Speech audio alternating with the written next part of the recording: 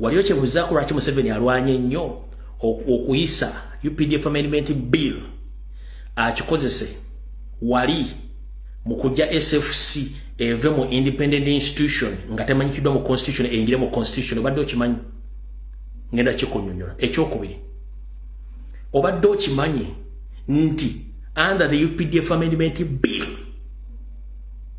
Museveni yawowe yinza CDF nti wabeerawo okwekalakaasa oba embeera yonna CDF asobola okutekinga over nakola ne command za president zabadde alina okukola lwaki akikola under the influence of protest vote. The second thing kyemutamanyi Museveni is a dummy, he's not there oyogomulaba mufu, it's a walking cop. Yalekawo option nti singa bafunyemu ekintu kyonna ekitategereka CDF is taking over and bamuwa full powers ezokutekinga over nga president to decide each and every ngatana bweyebuzizaako zezo issues ubadde temukimanyi kati mutegedde olwaleero bwe mba mutegedde mufune amatu mugaggule tuli mu protest vote kitegedde bulungi nnyo bw'omala kitegeera ekintu ekyo kikuzaawa Babu yayogedde teyabadde diversion nga bwe kikunyonyodde no yabadde ayogera kimu ku mutima n'ekiri ku mitima gy'aba NRM mu kimwadde mulina okukola kupika bwe mupika omuntu n'abalala bagenda kuva mutemanyi politics kujja ojajjatta omuntu n'omupika n'ayabika never no kati let me tell you one thing ekisinga tutanya ffena bana Uganda era lwaki Museveni akwata abantu bana Uganda naddala b'enkyukakyuka omanyi kyasinga okutya Museveni atya kye bayita communication nti singa mwenna muvaayo ne mwogera omulundi gumu with one voice ne mundu tesobola kuvaayo but Lumbuye bwayogera abalala ne batayogera ne basirika jobera Lumbuye yagenda okufuga eggwanga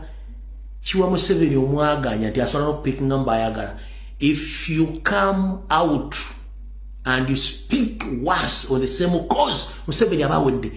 kino kibagamba UPDF benjogera nabo okusinzira ku bonna abali wabweru w'eggwanga n'abali mu ggwanga bakugamba ekigambo kimu naffe tugenda kuparticipatinga mu protest vote as long as nti musituse eyo message njibagambye olwalo as long as nti musituse bo balinze bulinzi oba gundi SFC bajongedde mu bagitadde mu they don't care kubanga bali ka small fraction bakamanyi kakuma Museveni buyinza kati mukitegedde fenna bwe tuogeze eddoboozi eri kankweka ekyokulabirako abaana bangi wano bagenda bafuna ebizibu ne bakola video ne baleekana video muzisharinga ne zitambula ebitongole tebikyusa mu nkola yaabwe tebiva ne byetonda. That's what we call information. If we speak one language with one cause emundu batakina kubanga omusirikale akutte mundu omusirikale oba polisi oba amagye alina muganda we alina mukoddomi we alina abooluganda nabo abamu tebabawagira era bw'anaakwata essasi okkuba bajja muga nti mwakubye abantu abasasi ne mwakubiddemu omwana wa ssenga wa mukwano gwa jjajja wa neiba ekyo bakimanyi kati ngenda baga kigambo kimu nti information mugitambuze woogisanze buli muntu muleka ayogere kyayagala as long as nti gwokifunamu at that particular moment oba wa NRM ng'avudde ng'akolokota Museveni please nawe mukolokote oba wa NRM ng'atwalaganya system nawe mutwalo mukolo bwe badda diversion tugiconverting ebere useful.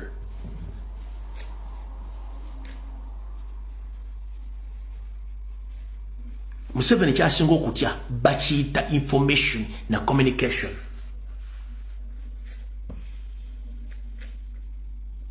Boba NRM ng'atwalaganya system mupike mumwongeremu eddoboozi ebadde diversion mugiconverting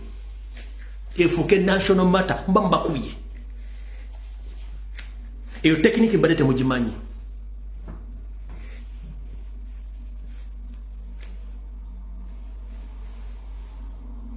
ekyo nkikugambye tukikozese eyo system mpya